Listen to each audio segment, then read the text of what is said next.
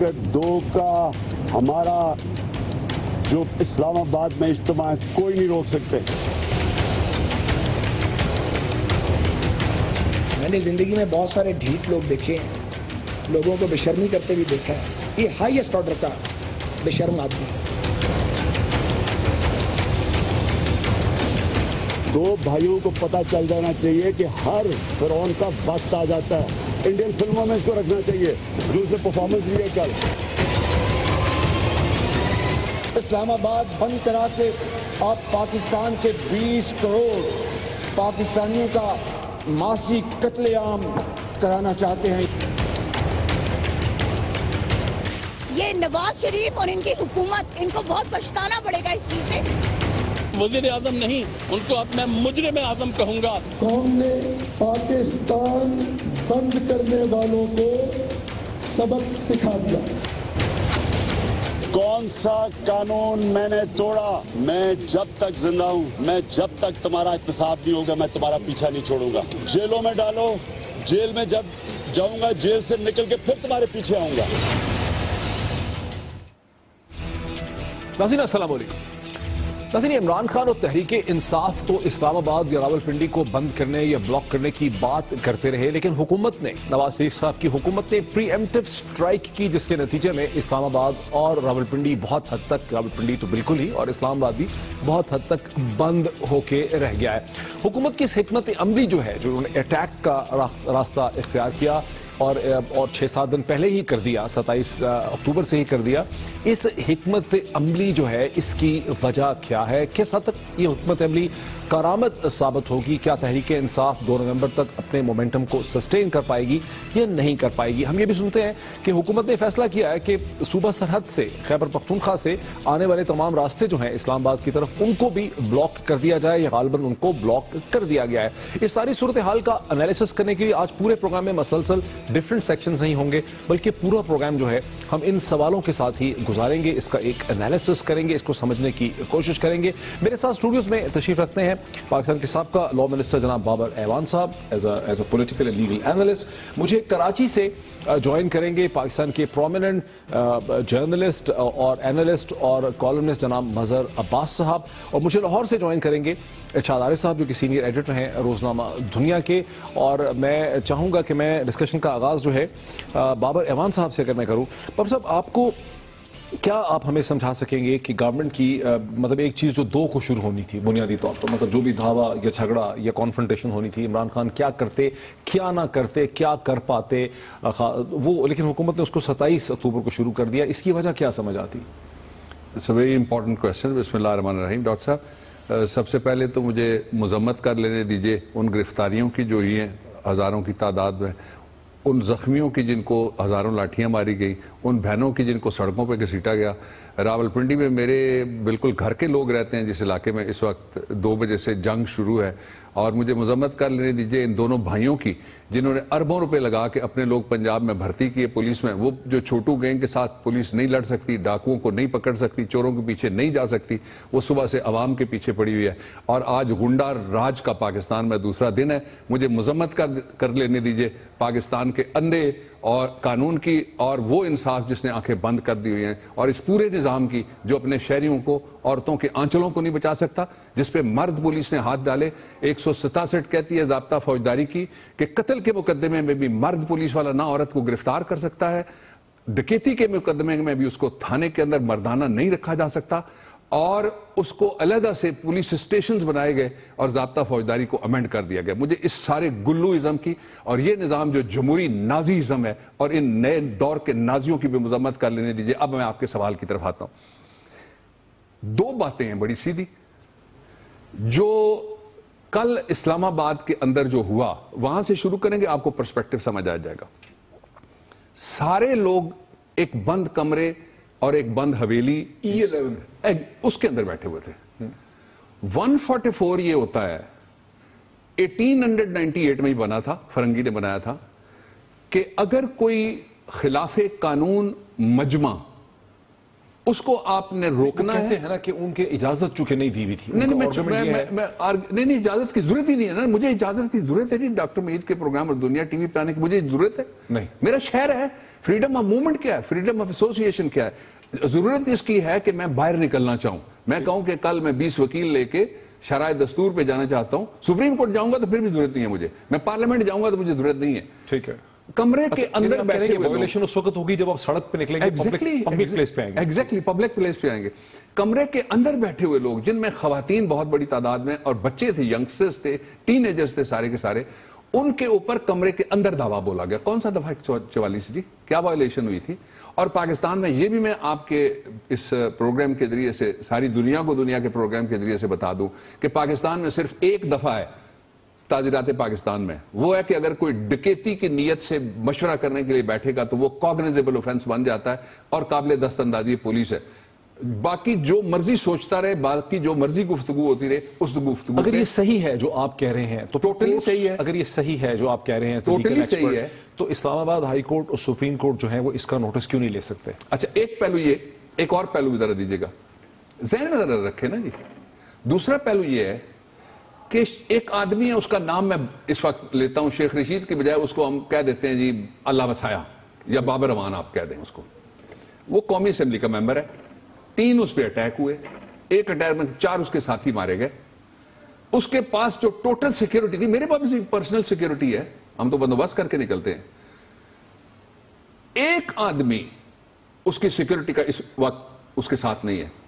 Police نے ان کو arrest کیا, سیکیورٹی کے لوگوں کو, اس کے ڈرائیور کو انہوں نے اریسٹ کیا, اور گنڈے بیٹھ کے بدماش بیٹھ کے کہہ رہے ہیں ہم پکڑیں گے تمہیں. کدھر تھے تم جب نواز شریف کو انہوں نے دھکے مار کے اسلام آباد سے بھیجا تھا؟ تمہیں شرم نہیں آئی؟ شہباز شریف 2 دفعہ واپس لاہور سے گیا, تم کہتے ہو وہ لاہور آئے ہم اس کو دیکھ لیں گے. کس کس کو تم دیکھو گے؟ 20 کروڑ لوگ ہیں اس پاکستان میں. ایک پہلو یہ پارلیمنٹیرین کا حال ہے. ٹھیک, کہتے ہیں وہ چوہا چھپا ہوا. اچھا, اگر بھاگنے والا چوہا تھا تو کنگ سائز چوہا تو گیا تھا نا پھر جدے. اچھا, میں ذرا اس میں ارشاد عارف صاحب کو بھی لے کے آؤں, مظہر عباس صاحب کو بھی لے کے آؤں. ارشاد عارف صاحب, آخر there has to be a method to the madness. جو چیز شروع ہونی تھی 2 نومبر کو, اس کو حکومت نے 27 اکتوبر کو شروع کر دیا ہے. آپ کو کیا سمجھ آتا ہے؟ مطلب ظاہر ایک ریال پولیٹک ہے, حکومت خوفزدہ ہے کہ 2 نومبر کو جو کچھ ہونا ہے اس کو روکنے کے لیے انہوں نے ایک پری ایمپٹیو سٹرائک کی ہے. آپ کو یہی سمجھ آتی؟ جی دیکھیے ڈاکٹر صاحب, میرا خیال ہے کہ عمران خان نے مسلسل جو حکومت پر اٹیک کیے ہیں اور پاناما لیکس کا ایشو جو تھا وہ دبنے نہیں دیا, اس کی وجہ سے حکومت کے اعصاب جواب دے گئے ہیں. وہ بدحواسی کا شکار ہے, مایوسی کا شکار ہے, خوف کا شکار ہے. اور اس خوف کا اظہار گزشتہ روز اس یوتھ کنونشن میں ہوا ہے. اگر وہ خود یہ کہہ رہے ہیں کہ 100-150 لوگ تھے, وہ اگر ہو جاتا, کنونشن ہو جاتا, اس کے بعد وہ سڑک پر نکلے تو یہ کارروائی اس وقت بھی ہو سکتی تھی, لیکن ایسا انہوں نے انتظار نہیں کیا. جب حکومتوں کا زوال شروع ہوتا ہے, وہ زوال کے قریب پہنچتی ہیں تو پھر وہ اس طرح کی حرکتیں کرتی ہیں. آج جو عمران خان کے ساتھ کرنے کی کوشش کی گئی, مجھے 12 مئی یاد آ گیا 2007 کا, جب اسی طرح chief justice Iftikhar Chaudhry Karachi airport پر بیٹھے ہوئے تھے اور ان کو باہر نہیں نکلنے دیا جا رہا تھا. شیخ رشید کو روکنے کی کوشش کی گئی, اس کا جلسہ, اگر وہ جلسہ ہو جاتا تو اس سے زیادہ تو نہیں ہونا تھا جو آج ہو گیا. حکومت کی بدنامی ہوئی, پوری دنیا میں پاکستان کا ایک امیج آ رہا ہے کہ وہاں لاٹھی چل رہی ہے, وہاں خواتین کو زد و کوب کیا جا رہا ہے, نوجوانوں کو دفعہ 44 لگا کر یا اس کے بغیر بھی لوگوں کا جو حق ہے موومنٹ کا وہ ختم کیا جا رہا ہے, سلب کیا جا رہا ہے. تو حکومت نے بدنامی مول لے لی اور عمران خان کو بھی یہ میسج دے دیا کہ ہم خوفزدہ ہیں. ارشاد عارف صاحب, ایک جرمن اصطلاح ہے 19ویں صدی کی, ریال پولیٹک. اس کا مطلب ہے وہ سیاست جس میں کوئی اصول نہیں ہوتے, جس میں کوئی اخلاقیات نہیں ہوتی, کوئی قانون نہیں ہوتا, اس کا مورل کوڈ یا ایڈیالوجی نہیں ہوتی, جو بیسکلی پریکٹیکل کنسیڈریشنز پہ ہوتی ہے کہ آپ نے اپنا راستہ, اپنا الو سیدھا کرنا ہے. اس کو ریال پولیٹک کہتے ہیں. تو حکومت کی جو ریال پولیٹک ہے وہ غالباً یہ بھی ہو سکتی ہے کہ 2 نومبر کو اگر یہ لوگ آتے, 1 لاکھ آدمی اکٹھا کر لیتے اسلام آباد میں, اس کا ایک بہت پریشر پڑتا, ان سے یہ کہتے ہیں کہ سینٹ پہ جو ٹرمز آف ریفرنس ہیں اس پہ پہ اسینٹ کریں, ریزائن کریں وغیرہ جو بھی ہے, بنیادی طور پر کمپرومائز کرنا پڑتا. اس پولیٹیکل کمپرومائز کی سچویشن کو بہت ہی انٹیلیجنٹلی انہوں نے ایک لا اینڈ آرڈر سچویشن میں بدل دیا ہے, اور ان کا یہ خیال ہے کہ یہ ایک مڈل کلاس پڑھے لکھے لوگوں کی پارٹی ہے اور یہ جو ہے اپنے آپ کو 6-7 دن سسٹین نہیں کر سکے گی. اور یہ حقیقت ہے کہ آج کوئی پی ٹی آئی اتنے بڑے مظاہرے نہیں کر سکی ہے. لاہور, پنڈی, اسلام آباد میں جہاں کہیں بھی ایک ریزسٹنس آئی ہے وہ بڑی منیمم قسم کی ہے. تو میرا آرگومنٹ یہ ہے, مطلب بینگ دا ڈیولز ایڈوکیٹ, کہ نواز شریف صاحب کی حکومت کی مشینری کی جو اسٹریٹجی ہے وہ کامیاب ہے. نہیں, میں اس سے اتفاق اس لیے نہیں کرتا معذرت کے ساتھ. نمبر 1 تو یہ ہے کہ پی ٹی آئی کی یہ اسٹریٹجی آج تھی ہی نہیں کہ وہ لوگوں کو باہر نکالے. اس کی اسٹریٹجی یہ ہے کہ 2 نومبر تک وہ اپنے آپ کو, اپنے کارکنوں کو, اپنے لیڈروں کو گرفتاری سے محفوظ کرے. صرف اتنا شو آف کیا جائے جس کی وجہ سے میڈیا پر یہ کچھ نظر آتا رہے, سرگرمی نظر آتی رہے. اس سے زیادہ وہ کچھ نہیں کرنا چاہتے. میری جو معلومات ہیں یا جو اس وقت تک میرے علم میں آیا ہے کہ وہ ایسا کرنا بھی نہیں چاہتے تھے. یہ انہوں نے خود بخود ایک فضا بنانے کی کوشش کی. دوسری بات یہ ہے کہ اپوزیشن کا یہ کام ہوتا ہے کہ وہ ایجیٹیشن کرے, وہ حالات کو خراب کرے, بد امنی پیدا کرے, اور حکومت کا یہ فرض ہوتا ہے, حکومت کی ذمہ داری ہوتی ہے, حکومت کے فائدے میں یہ بات ہوتی ہے کہ ملک میں حالات جو ہیں وہ نارمل رہیں, کسی قسم کی بد امنی پیدا نہ ہو. کیونکہ لاکھ آدمی اکٹھے ہوں اور وہ پرامن جو ہے منتشر ہو جائیں تو اس کا فائدہ حکومت کو ہوتا ہے, اور 10 آدمی اکٹھے ہوں اور لاٹھی چارج ہو جائے تو اس کا نقصان اپوزیشن کو نہیں حکومت کو ہوتا ہے. حکومت نے نقصان اٹھایا ہے. میں مظہر صاحب کو بھی لانا چاہ رہا ہوں, مجھے اندازہ نہیں ہے کہ ان کا میرے ساتھ لنک سیٹلائٹ کا ہے. مظہر, آپ مجھے, اچھا بابر صاحب آپ کا کیا خیال ہے؟ مطلب میرا آرگومنٹ یہ ہے کہ گورنمنٹ کی اسٹریٹجی بڑی انٹیلیجنٹ ہے, ان کو پتا ہے کہ پڑھی لکھی جماعت ہے, یہ پولیٹیکل پارٹی مڈل کلاس لوگوں کی پارٹی ہے, اس میں عورتیں, لڑکیاں بہت ہیں, کالج کے لوگ ہیں, کالج ایجوکیٹڈ لوگ ہیں, یہ اس قسم کی مار پیٹ برداشت نہیں کر سکتے. عمران خان کا ایک انوسنٹ سا ویو ہے کہ میں لاکھ آدمی اکٹھا کر لوں گا, اس کا ایک اخلاقی دباؤ بن جائے گا, دنیا دیکھے گی, وہ ان کو نہیں کرنے. گورنمنٹ کیا چاہتی ہے؟ گورنمنٹ چاہتی ہے کہ ان کو مار پیٹ کے چپ کرا دیں. نہیں جی, گورنمنٹ چاہتی ہے کہ پھر وہ آئیں جو عراق میں آئے خدا نخواستہ, وہ آئیں جو سیریا میں آئے خدا نخواستہ, جو لڑ سکتے ہیں, جن کے کندھے کے اوپر ایک RPG پڑی ہوئی ہو اور اس کے بائیں ہاتھ میں ایک کلاشنکوف ہو, اوپر سے وہ ایک زبردست قسم کا نعرہ لگائے اور وہ آئیں. پاکستان کے پڑھے لکھے لوگ, اللہ کا شکر نہیں یہ گورنمنٹ کرتی, یہ قوم اللہ کا شکر نہیں کرتی کہ پاکستان کے پڑھے لکھے آپ کے بیٹے اور میری بیٹیاں ریاست کے انٹرسٹ کی وہ بات باہر. اچھا نہیں, ریاست کا انٹرسٹ نیسیسری نہیں, ریاست کے انٹرسٹ کو تو ان بچوں نے کیا نقصان پہنچا جی؟ لال حویلی 5 مرلے کی خطرہ ہو گیا ریاست کے لیے, اور جو 7,500 کنال کے اوپر ہے اور جو باقی ہے جتنے محلات ہیں وہ خطرہ امیروں کے نہیں ہوئے پاکستان میں. اصل ایشو یہ نہیں ہے, اصل ایشو یہ ہے کہ یہ سمجھتے ہیں کہ ہم نے بڑی کامیابی کے ساتھ PM ہاؤس لیک کیا, کیا بگاڑ لیا کسی نے ہمارا؟ اب یہ بند کرنے لگے, فیڈریشن کو توڑنے کی طرف یہ جا رہے ہیں. میں بہت محتاط لفظ استعمال کر رہا ہوں پوری ذمہ داری سے, اس لیے کہ جس دن یہ بند کریں گے راستے صوبہ KPK کے, اور KPK راستے بند کرے گا, وہ تو ابھی چل رہے ہیں. ظاہر ہے جی, یہ راستے تو انہوں نے بند کیے. میں KPK میں تھا جی, آج پشاور ہائی کورٹ میں پیش ہوا, میں نے 3 مقدمات میں بحث کی ہے ایک ڈویژن بینچ کے سامنے. ہر راستے کے اوپر کنٹینر انہوں نے کھڑے کیے ہوئے ہیں, جس وقت چاہیں گے یہ کنٹینر سڑک کے اندر کریں گے, بند کر دیں گے. یہ دیکھیں نا, KPK والے کو میں بعد میں گلا کروں گا جس دن وہ بند کرے گا. جب آپ خیرآباد کا پل بند کریں گے نا, تو اس کا مطلب یہ ہوا کہ جو بڑے افغانیہ کی نعرے لگا رہے ہیں وہ دوسرے لگا رہے ہیں. آپ نے تو رشتہ کاٹ دیا نا, اور کاٹنے والا کون ہے پھر؟ اچھا ایک اور پہلو, فیڈریشن کا اس وقت سربراہ, آپ ریاست کہہ رہے ہیں, میں اس کو حکومت کہنا چاہتا, میں ریاست ان کو نہیں کہنا چاہتا. اب جو تیسرا میری بات کو آپ نے غلط سمجھا. میں نے کہا جن انٹرسٹ کی آپ بات کر رہے ہیں کہ حکومت کو سوچنا چاہیے, حکومتیں نہیں سوچتی ان چیزوں کا, وہ ریاست کے انٹرسٹ میں آپ بات کر رہے ہیں کہ قوم کے انٹرسٹ میں کیا چیز ہے. یہ حکومت ریاست کو ریاست سمجھتی ہے, یہ ان کو کہتی ہیں تھرڈ فورس. ریاستی ادارے ہیں نا, ریاست کیا ہے؟ ریاستی ادارہ پہلا جو ہے وہ سپریم کورٹ آف پاکستان ہے. سپریم کورٹ آف پاکستان کا چیف جسٹس توجہ دلاتا ہے پاکستان کی قوم کو, یہ کہتے ہیں ذرا آپ حدود میں رہے, آپ نے تو حدود قیود ساری کراس کر دی ہیں. آرمی چیف چپ کر کے آرمی سٹنگ ڈک بن کے اندر بیٹھی ہوئی ہے, کوئی دھنیے کا نام لیتا ہے, کوئی پودینے کا نام لیتا ہے ان کے لیے, کوئی ستو کا نام لیتا ہے, کوئی اٹھو کا ان کے نام لیتا ہے. اس سے زیادہ ان کی بیشنگ کیا اور ہو سکتی ہے؟ ریاست کا ادارہ کون سا بچا ہے سوائے ایک میڈیا کو جو اپنا کردار پرویکٹیو طریقے سے ادا کر رہا ہے؟ کسی ادارے کو انہوں نے اس قابل چھوڑا ہے کہ آگے بڑھے کوئی؟ اچھا مجھے آپ یہ ایک بات کا اور کہنے دیجئے, مجھے ایک اور بات.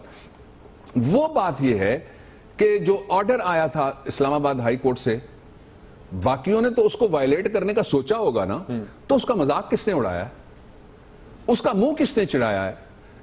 اور آئین کے منہ کے اوپر تماچا کس نے مارا ہے لوگوں کی جو رائٹس ہیں؟ میرا ایک انوسنٹ سا سوال ہے، اسلام آباد ہائی کورٹ کو آرڈر کا اطلاق دونوں پہ ہونا تھا، حکومت پہ بھی اور پی ٹی آئی پہ بھی، دونوں پہ ہونا تھا؟ میں تو یہ کہتا ہوں کہ عدلیہ کو اس طرح کا آرڈر نہیں دینا چاہیے، اس لیے کہ سپریم کورٹ آف پاکستان کے دروازے کے اوپر بڑا پروپیگنڈا ہوا کہ دھلے ہوئے گندے کپڑے پڑے ہیں، آپ آرڈر دیجئے۔ انہوں نے ریسٹرینٹ شو کی اور انہوں نے ایسا آرڈر نہیں دیا۔ 4 دن پہلے 5 دن پہلے میں کورٹ میں تھا، اپنے کسی اور کیس کے لیے میں گیا ہوا تھا، جب وطن پارٹی کی درخواست کی سماعت ہوئی چیف جسٹس کی عدالت میں آگے بیٹھا ہوا تھا، میں نے خود سنا۔ انہوں نے سننے کے بعد کہا کہ جناب اب یہ کام بھی ہمارا ہے کہ ہم کسی کو کہیں کہ دھرنا روکو یا دھرنا کراؤ۔ آپ نے جرمنی کی مثال دی، بڑی زبردست مثال دی، ساتھ فرانس بھی دیکھ لیجئے، ساتھ آپ دیکھ لیجئے گا لنڈن بھی، وہاں 20-20 لاکھ لوگ سڑک پہ نکلتے ہیں اور میٹروپولیٹن پولیس کا یہ ذمہ داری ہوتی ہے کہ وہ ایک سڑک کھلی رکھے۔ یہاں انہوں نے سڑکیں خود بند کر دی ہیں، یہ غنڈہ راج ہے۔ لیکن وہ کہتے ہیں کہ وہ بلاک کرنے کی دھمکی نہیں دیتے، تو دھمکی چھوڑ دیجئے نا، دھمکی اور غنڈہ راج کا فرق تو دیکھیں۔ میں ایک بریک لے لوں، ناظرین ایک بریک لیتے ہیں اور بریک کے بعد مظہر عباس صاحب بھی ہمیں جوائن کر سکیں گے، اس ڈسکشن کو کنٹینیو کرتے ہیں آفٹر دا بریک۔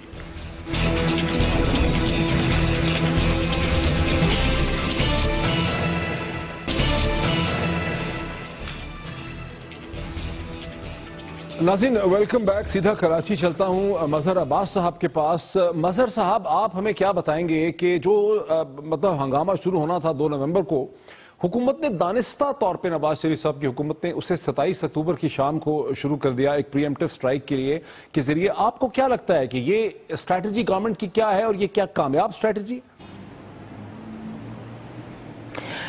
دیکھیں محی صاحب شکریہ، اور جو آپ کے مہمان بیٹھے ہیں ان کے لیے بھی السلام علیکم۔ دیکھیں بنیادی طور پہ مجھے لگتا ہے یہ کہ عام طور پہ گورنمنٹس جو ہوتی ہیں، خاص طور پہ سیویلین گورنمنٹس، وہ آئی بی اور اسپیشل برانچ کی رپورٹس پہ چلتی ہیں، اور بنیادی مجھے لگتا ہے یہ نقطہ یہ نظر آتا ہے کہ 2 نومبر کو بڑا اجتماع اسلام آباد میں نہ ہونے دیا جائے۔ یہ ایک فیصلہ انہوں نے کل کیا، اور اس کے بعد جو کچھ دیکھا ہم نے وہ سب کے سامنے ہے۔ تو ان کی اسٹریٹجی تو یہ ہے کہ کسی بھی طریقے سے 2 نومبر کو کامیاب نہ ہونے دو، اور اس کے لیے ظاہر ہے انہوں نے کل اسلام آباد میں کریک ڈاؤن کیا، آج پنڈی میں جو کچھ ہوا، اور میرا خیال ہے دیگر جگہوں پہ بھی ان کی یہی اسٹریٹجی نظر آتی ہے کہ کسی بھی طریقے سے اس طریقے سے سچویشن کریٹ کر دو کہ اتنی بڑی تعداد میں جلوس کی شکل میں لوگ اسلام آباد میں داخل نہ ہوں۔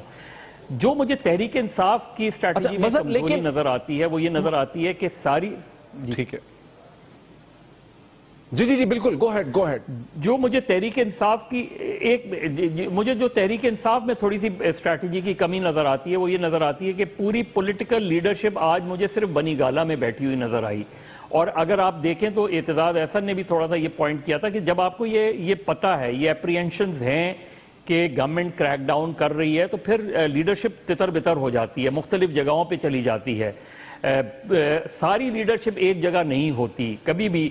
اور کل مجھے وہ ایک موٹیویشن جو لیڈرشپ کے لیول پہ تھی، کل میں نے جس طرح اسد عمر صاحب اور شاہ محمود قریشی صاحب کو دیکھا کہ ان کے سامنے ورکرز کو پکڑ کے لے جایا جا رہا تھا اور انہوں نے ان کو روکنے کی بھی کوشش نہیں کی۔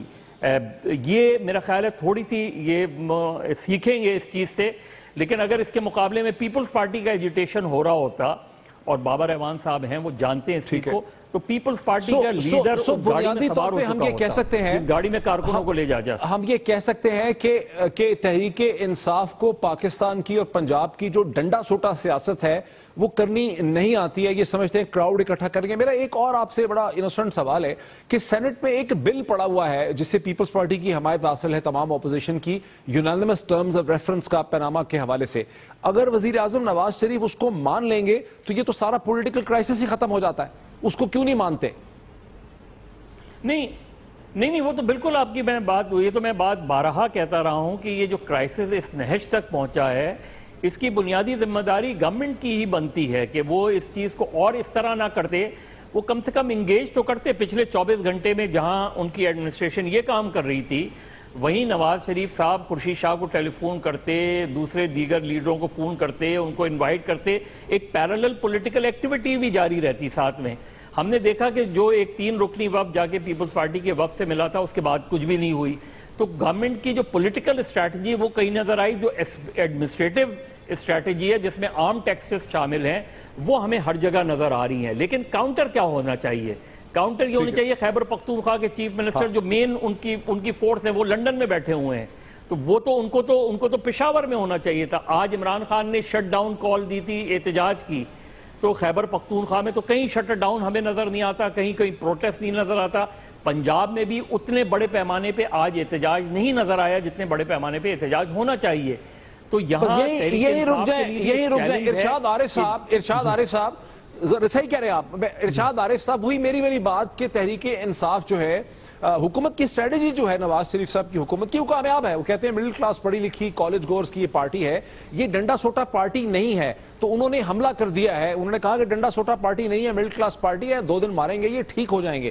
تو اس لحاظ سے ان کی اسٹریٹجی کامیاب ہے اور پی ٹی آئی کا کوئی ریزسٹنس ہمیں نظر نہیں آتا. نہیں، میں اس حد تک تو مظہر عباس سے بالکل متفق ہوں کہ یہ تحریک انصاف کے اندر یہ کمی ہے. مثلا کل میں نے خود فیل کیا کہ اسد عمر صاحب کا رویہ جو تھا اور شاہ محمود قریشی صاحب کا بالکل غیر سیاسی تھا.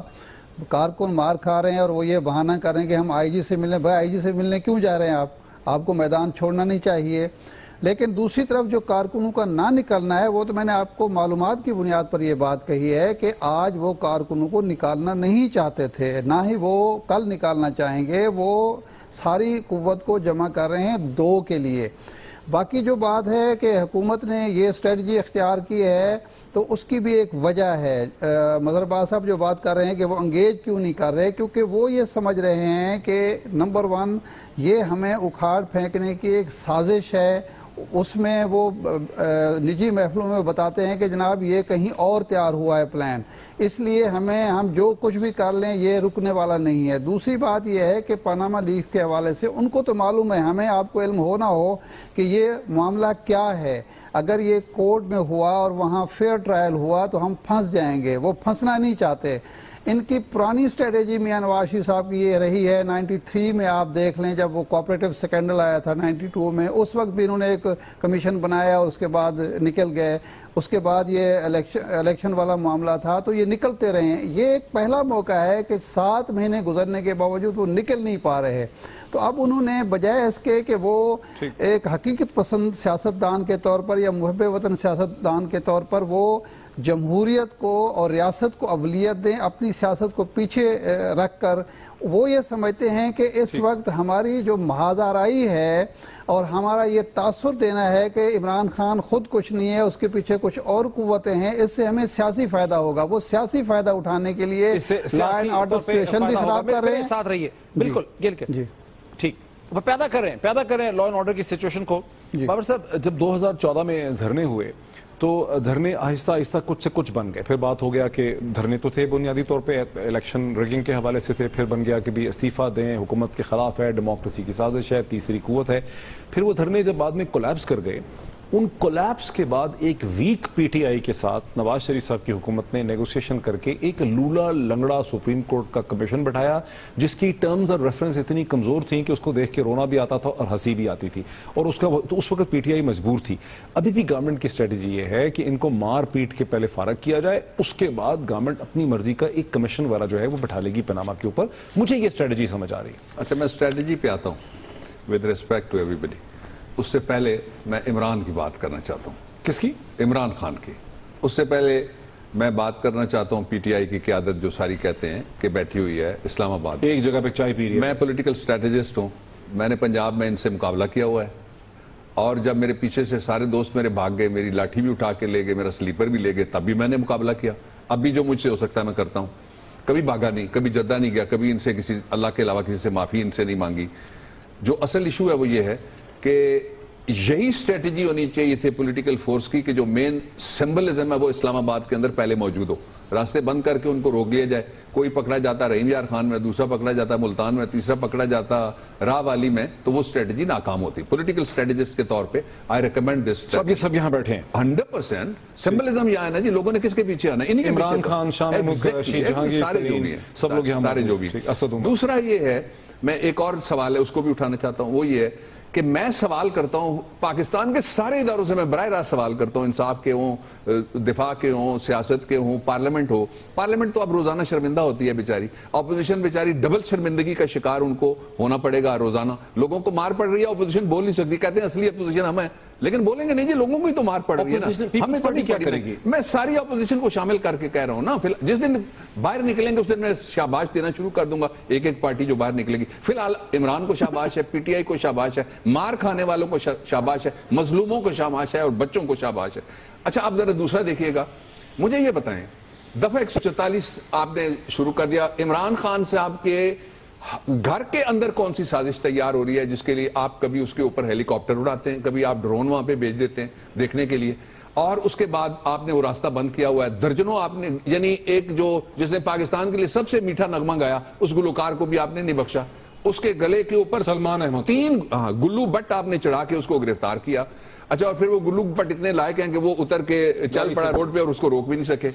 ایک اور پہلو ہے جو پوری لیڈرشپ ہے، میں یہ جاننا چاہتا ہوں جو پی ٹی آئی کی پوری لیڈرشپ ہے اس میں سے کس نے کون سا قانون وائلیٹ کیا ہے جس کی وجہ سے ان کو گھروں میں آپ نے بند کیا ہوا ہے؟ انہوں نے چیلنج کیا، ان کے حقوق نہیں انہوں نے چیلنج کیا. میں یہ سمجھتا ہوں کہ یہ غنڈہ راج پاکستان کے بچوں کو غنڈہ گردی سکھانے کی کوشش کر رہا ہے. آئندہ ہم سیاسی جماعتوں کے پاس ان کو کوئی نہ بھیجیں، جلسوں میں نہ بھیجیں، دھرنوں میں نہ بھیجیں، ان کے لیے ٹریننگ کیمپ کھولیں ہم، جہاں ان کو ہم اسلحہ چلانے کی تربیت دیں، پھر آ کے ان گنڈوں کے ساتھ وہ مقابلہ کریں. دیکھیں یہ بڑا خطرناک کھیل ہے. آخری بات جو میں کہنا چاہتا ہوں اس تناظر میں وہ یہ ہے کہ پاکستان کے ادارے اپنے لوگوں کو کب انصاف دیں گے؟ جی ساری دنیا میں آپ کہتے ہیں جی ہم نے سب کو انصاف دے دیا، ساری دنیا ہماری طرف دیکھ رہی ہے. اسحاق ڈار کہتے ہیں کہ جی لوگوں نے تو پاکستان کے ویزے کے لیے عنقریب ترسنا ہے. نواز شریف کا آپ کہتے ہیں اللہ تعالیٰ کی مہربانی سے دن دگنی رات چگنی میرے بچے ترقی کر رہے، میرے بچے وہ دل میں کہتے ہیں. جیسا مرغی چور نے کہا تھا، پڑوسی نے کہا کہ آواز تو دی ہوتی میری مرغی چرانے سے پہلے، اس نے کہا میں نے دل میں کہا تھا، اونچا کہا تھا اوئے، اور دل میں کہا کسی کی مرغی. یہ مرغی چور، میں رکیے گا، میں بریک لیتا ہوں. یہ پاناما کے چور، یہ فنڈز کے چور، یہ سیاست کے چور، یہ آئین کے چور، یہ فوج کے چور، یہ عوام کے چور، یہ پبلک کے چور، ان چوروں اور ان غنڈوں کے ساتھ مقابلہ کرنے کے لیے پھر تو ہمیں فوج تیار کرنی پڑے. میرا سوال وہی رہ گیا، لیکن سیاست بنائیں گے جی آئندہ لشکر سیاست. بریک لے لیتے ہیں ناظرین، بریک کے بعد اس ڈسکشن کو ہم کنٹینیو کرتے ہیں آفٹر دا بریک.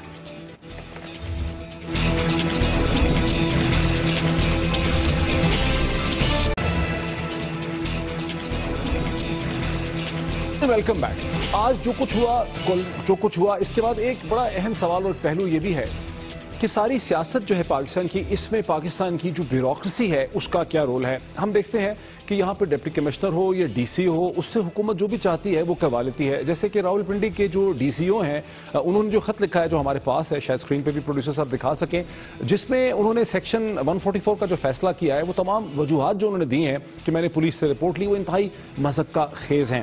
یہاں سوال یہ پیدا ہوتا ہے کہ بیوروکریسی کا پاکستان کی پالیٹکس میں رول ہے کیا؟ اور مظہر عواد صاحب اگر میں آپ کی طرف آؤں اور آپ سے میں یہ سوال پوچھوں کہ پاکستان کی جو بیوروکریسی ہے وہ نہ تو کرپشن کو کچھ روک سکتی ہے، نہ ڈاکو ڈکیت یا چھوٹو گینگ ہے اس کا مقابلہ کر سکتی ہے، نہ ریپ ہوتے ہیں لڑکیوں کے ان کو کوئی پروٹیکشن مل پاتی ہے. جی بتائیے شیخ رشید صاحب. کیا شیخ رشید صاحب ہمارے ساتھ ناظرین باغزے کے رکیے گا. شیخ صاحب السلام علیکم. جی میں ایک سیکنڈ شیخ صاحب سے میں پوچھوں. شیخ صاحب السلام علیکم. وعلیکم السلام. شیخ صاحب یہ آپ تو چلے گئے موٹر سائیکل پہ وہاں پہ خطاب کرنے کے لیے، لیکن جو تحریک انصاف مین پارٹی تھی وہ کسی قسم کا ریزسٹنس جو ہے وہ پٹ فارورڈ نہیں کر سکی. اس کا کیا مطلب ہے کہ نواز شریف صاحب نے جو پری ایمپٹیو سٹرائک کی ہے آپ لوگوں پہ، اس میں وہ کامیاب ہو گئے؟ میرا نہیں خیال. خان صاحب کا مین ایجنڈا 2 نومبر ہے، انہوں نے اپنے آپ کو ریزرو رکھا ہے. ہمارا 28 تاریخ تھا، ہمیں کرنا تھا اپنی عزت کے لیے اپنی، ہم تو کوئی بہت بڑی پارٹی نہیں ہے، ہم تو پولیٹیکل ورکر ہیں، نہ ہم کوئی پرائم منسٹر کے کینڈیڈیٹ ہیں کہ ہمیں بہت ایک لمبی نہ ہمارے پاس وسائل ہیں.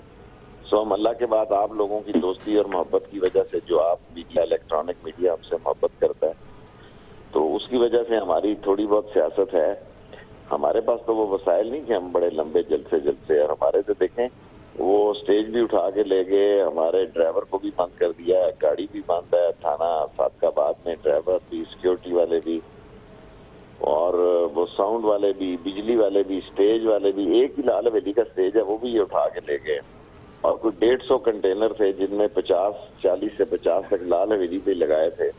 تو یہ لوگ ایسے ہی ہیں, کوئی بات نہیں, ایسا ہوتا ہے, بڑے کاموں میں ایسا ہوتا ہے, اور ان کو یہ احساس نہیں کہ الٹیمیٹلی جو کچھ آج انہوں نے کیا ہے ان کا لانگ ٹرم کوئی فائدہ نہیں ہوگا. نہیں شیخ صاحب, لیکن یہ ڈنڈے سوٹے کی سیاست ہے, اور انہوں نے خیبر پختونخوا اور اسلام آباد پاکستان کے راستے بھی بند کر دیے ہیں پنجاب کے, وہ پنجاب سے بھی لوگوں کو نہیں آنے دیں گے, تو ان کی جو ایک ڈنڈا سوٹا سیاست ہے وہ تو کامیاب ہے. آپ لوگوں کی حکمت عملی تھی جلوس لے لیں, لوگ اکٹھے کر لیں, وہ ناکام لگتی ہے. دیکھیں سر جی, ہمارے پاس کوئی چائنا کٹر نہیں ہے, کوئی ٹارگٹ کلر نہیں ہے, کوئی گن مین نہیں ہے. ہم نے کہا تھا کہ ہم آئیں گے کمیٹی چوک لال حویلی, ہم وہاں گئے ہیں, اور ہم پولیٹیکل لوگ ہیں, ہم نے یہاں 6-7 الیکشن لڑے ہیں, جیتے ہیں, ایک آدھا ہارا بھی ہے. سو ہم تو اپنے لوگوں کے پاس ہی جا سکتے ہیں نا. جس شہر میں ہم 7 دفعہ وزیر ہوں وہاں ہم جلسہ بھی نہیں کر سکتے. ہماری حویلی کو ہی انہوں نے مشکوک قرار دے دیا کہ ہم قبضہ گروپ ہیں. ہم نے 60 کالج بنائے ہیں, ویمن یونیورسٹی بنائی ہے اپنی, ہماری جو ہے سجان سنگھ کی حویلی ویمن یونیورسٹی کو دی ہے. لیکن اس کے باوجود آپ سے توقع لوگ رکھیں کہ آپ دوبارہ نکلیں گے 2 نومبر کے جلسے کے لیے.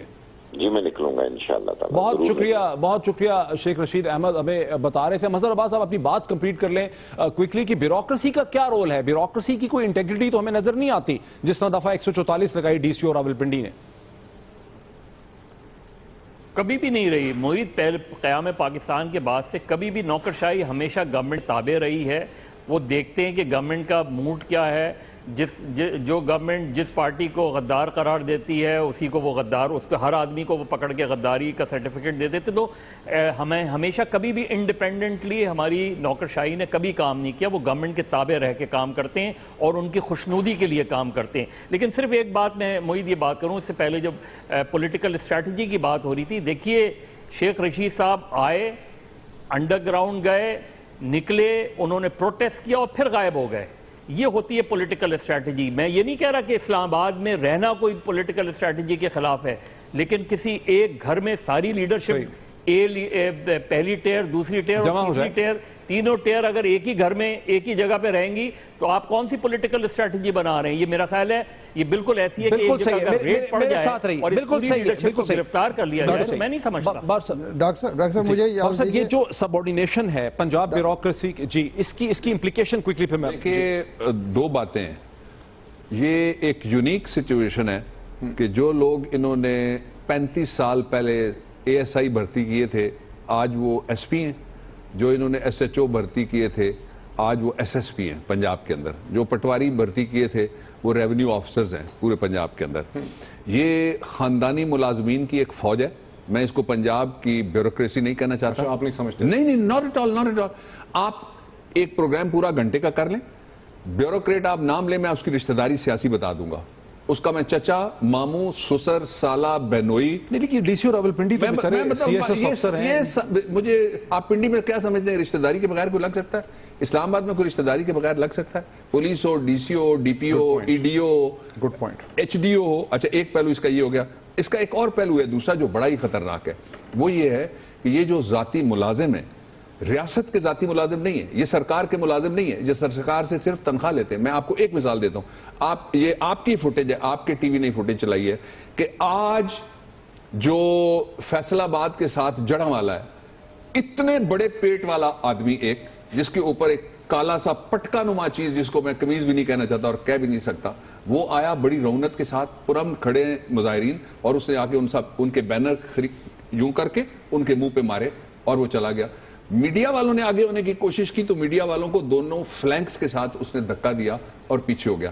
یہ فرعون کی حکمرانی, فرعون کا طرز حکومت چھوٹے چھوٹے فرعون پیدا کرتا ہے. یہ پولیس تھا, آف کورس نہ حلیے سے پولیس, وردی سے پولیس, کریکٹر سے وہ لگا کہ ان کا ملازم ہے. اچھا آخری بات میں کہہ دوں, پھر آپ جائیے گا پیر صاحب کی طرف. ڈاکٹر صاحب دیکھیے پنجاب اس وقت پولیس اسٹیٹ ہے, اور پولیس اسٹیٹ ایسی کہ اس وقت جو ڈاکو ڈاکہ مارنا چاہے پورے پنجاب میں وہ آزاد ہے. اس وقت جو اٹھائی گیرا کسی کو اٹھا کے لے جانا چاہے وہ آزاد ہے. اس وقت جو اغوا برائے تاوان کرنا چاہے وہ آزاد ہے. اس وقت نقب زن آزاد ہے. اس وقت سارے کے سارے کہتے ہیں نا کہ سنگ و خشت مقید ہیں, اینٹوں پہ بھی قید ہے اور روڈوں پہ بھی قید ہے, اور سگ آزاد. ارشاد آرے صاحب, your take on this issue. جی دیکھیے گزارش یہ ہے ڈاکٹر صاحب، یہ تو ہمیشہ سے رہا ہے اور اس کا جمہوریت کو سب سے زیادہ نقصان ہوا ہے کہ جب بیوروکریسی کو آپ پولیٹیسائز کر دیتے ہیں تو پھر وہ اس حکمران کی، خواہ وہ فوجی ہو، خواہ وہ سویلین ہو، خواہ وہ آمر ہو، اس کی وہ وفادار ہوتی ہے، وہ ریاست کی وفادار نہیں ہوتی، جمہوریت کی وفادار نہیں ہوتی، ایک چیز۔ دوسرا یہ ہے کہ یہ جو آج اور کل کے واقعات ہوئے ہیں، اس نے 3.5 سال کی جو جمہوریت تھی اس کو بے نقاب کر دیا کہ یہاں تو واقعی جو عمران خان کہتا ہے کہ بادشاہت ہے، موروثی اور شخصی حکمرانی ہے، کیونکہ جمہوریت میں ایسا نہیں ہوتا کہ کوئی آپ ضابطہ اخلاق جو ہے اس کی پابندی نہ کریں، کوئی قوانین کی پابندی نہ کریں۔ یعنی اسلام آباد ہائی کورٹ کے فیصلے کو حکومت نے رد کیا ہے۔ توقع یہ تھی کہ عمران خان کی طرف سے ریجیکشن آئے گی، انہوں نے کہا کہ ہم اپیل میں جائیں گے، لیکن حکومت نے اسی دن وہ فیصلے کی دھجیاں اڑا دیں۔ تو جب قانون، آئین، اخلاقیات وہ سب ختم ہو جائیں تو پھر طاقت جو ہے وہ پریویل کرتی ہے۔ ہڑتال کا حق پہیہ جام ہو یا شٹر ڈاؤن ہو، ہر سیاسی اور جمہوری ادارے کو ریاست دیتی ہے، آئین دیتا ہے، قانون دیتا ہے۔ میاں نواز شریف صاحب تحریک نجات میں اس حق کو استعمال کرتے رہے ہیں۔ اس وقت جب ان کو روکا جاتا تھا تو وہ کہتے تھے کہ یہ جناب آمریت ہے۔ آج خود آمریت کا مظاہرہ کر رہے ہیں اور جمہوریت کو کمزور کر رہے ہیں۔ میرے ساتھ رکیے، میں لاسٹ ایک کوئک ورڈ لیتا ہوں۔ میاں صاحب تو خود اس کو اویل کرتے رہے۔ دیکھیے جی، یہ بنارسی ٹھگ ہیں، اپنی باری پہ ایسا کرتے ہیں۔ اس وقت دیکھیں ایک آدمی کیوں نہیں شرمندہ ہو رہا ہے جو کسٹوڈین ہے ہماری پارلیمنٹ کا، اس کے سامنے اس کے 3 MNAs کم از کم، شیخ رشید، ترین صاحب، عمران خان، ان کے گھر کا گھیراؤ ہوا ہے، وہ شرمندہ نہیں ہو سکتا؟ کس قانون کے تحت، کس آئین کے تحت، کس جرم کے تحت اور کس ضابطے کے تحت یہ گھیرایا ہوا ہے، لوگوں کو گھر بند کیے ہوئے ہیں؟ یہ کہتے ہیں کہ چادر اور چار دیواری، اگر اس کا تعلق شریف کے ہاؤس آف کارڈز کے ساتھ ہو تو اس کا تحفظ ہونا چاہیے۔ باقیوں کی کل انہوں نے چار دیواری پھلانگی، چادریں کھینچی۔ پاکستان کے سارے لوگوں کو باہر نکلنا چاہیے۔ پاکستان کے سارے میڈیا نے بہت زبردست کردار ادا کیا۔ پاکستان کی ساری قوم کو جاگنا پڑے گا۔ چوائسز ہمارے پاس لمیٹڈ ہیں۔ اگر پرامن احتجاج کے راستے بند کیے گئے تو پھر لوگ کیا کریں گے؟ لشکر بنائیں گے؟ آپشن کوئی نہیں رہے گی۔ بہت شکریہ جناب بابر ایوان صاحب میرے ساتھ، مظہر عباس صاحب کراچی سے، ارشاد عارف صاحب لاہور سے۔ جو بنیادی برننگ کوسچن ہے وہ یہی ہے کہ حکومت نے، نواز شریف صاحب کی حکومت نے جو پری ایمپٹیو سٹرائک کی ہے، جو انہوں نے دھاوا بول دیا عمران خان اور تحریک انصاف پہ، کیا تحریک انصاف کے اندر اتنی ڈنڈا سوٹا سیاست کرنے کی صلاحیت ہے کہ پنجاب کی بیوروکریسی سے، اسلام آباد کی پولیس سے اور فرنٹیئر کانسٹیبلی وغیرہ سے لڑ کے پہنچے اور اپنا پوائنٹ آف ویو پروو کرنے کی کوشش کرے؟ یہ دیکھنا ہے، یہ اگلے چند دنوں میں اس کا پتہ چلے گا۔ کل آپ سے پھر ملاقات ہوتی ہے۔ بہت شکریہ۔